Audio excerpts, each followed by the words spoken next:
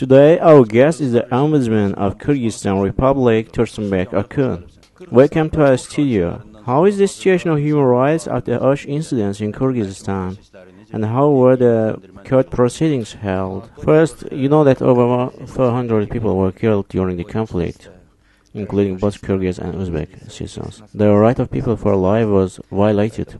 This was not a war but a local conflict. Therefore, I can say that the human rights situation is very complicated in Kyrgyzstan. But in any case, the situation is improving. About 100,000 people became refugees as a result of 4-day conflict. But the situation is improving. Their houses are being constructed and the people feel safe. As to the second question regarding the independence of the judicial system, I wouldn't say that the judicial system is independent. At least we haven't reached that level. We are observing great corruption in judicial system. That's why over 30 judges were dismissed from their position on the presidential order. After the parliamentary elections of 10 October, our government is planning to hold judicial reforms. What are the reasons triggering Osh incidents? When the both presidents were overthrown, the incidents erupted in Osh and resulted in human losses. What's the reason? Why do the two Turkic people speaking the same language commit such deadly actions against each other? Of course, we know that this conflict has social reasons, but what are the external reasons? You are absolutely right. This was a social conflict. Some people say there was foreign intervention here. International terrorists, Islamic extremists were involved, or Baku was guilty. But that's not true.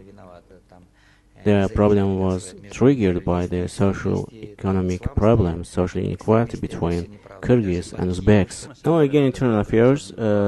Azerbaijan native, also a British citizen, Uygar Khalilov, was imprisoned in Kyrgyzstan and he has recently been released. What can I say about the head of the Society for Civil Fight Against Corruption, Tolakan Ismailov? Their right defender, Azimjan Ashkero, was sentenced to lifetime imprisonment on 15th of July. And then a correspondent, journalist Alisher Saipov, was murdered. What can you say about this?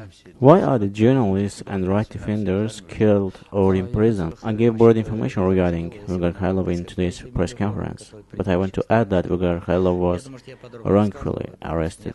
His imprisonment had no justification, and even his relatives were not allowed to meet with him for 48 hours. But Bishkek City Court issued a full acquittal verdict for him, and he was released in September 7th. When Abulfazil Sibay was the first president of Azerbaijan, I came to Azerbaijan and met with him. At that time, 3 Kyrgyz citizens were detained by the Soviet army in Ganja. At that time, LTB helped us to release Kyrgyz citizens and delivered them to me. I will never forget this, and therefore we contributed to the release of Uygar. As to Turkhan Ismailov, he is not persecuted.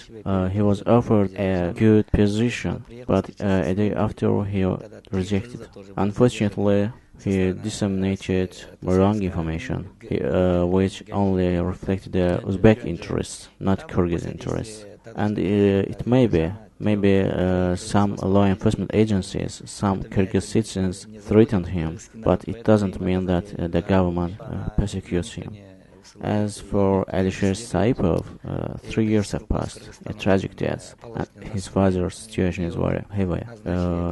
A suspect was detained regarding his murder, but it is not true. It is not the true murderer. It is the wrong person. His father complains everywhere. He has also appealed to Ombudsman's office. Yes, Kyrgyzstan makes some mistakes regarding it, and the criminal case has not been over yet. And my last question: after Turkey, the Kyrgyzstan Republic will be the second parliamentary republic. Will it contribute to the protection of human rights? Ahead of this, we saw 2 presidential management systems. Both presidents ran away from the country and left very negative process behind. The parliamentary management form is much more suitable. The three forms of the power, executive, judicial, and legislative branches, control each other. This form is much more optimal. After the tragedy, A number of states provide assistance to Kyrgyzstan, including Russia, Turkey. We also felt support of Azerbaijan. Azerbaijan President Ilham Aliyev was one of the first to congratulate Kyrgyz writer Chingiz Aytmatov on his 80th anniversary. He received him, awarded him, and therefore we are grateful to him. Thank you for coming to our studio. Today our guest was the Ombudsman of Kyrgyzstan Republic, Tursunbek Akun.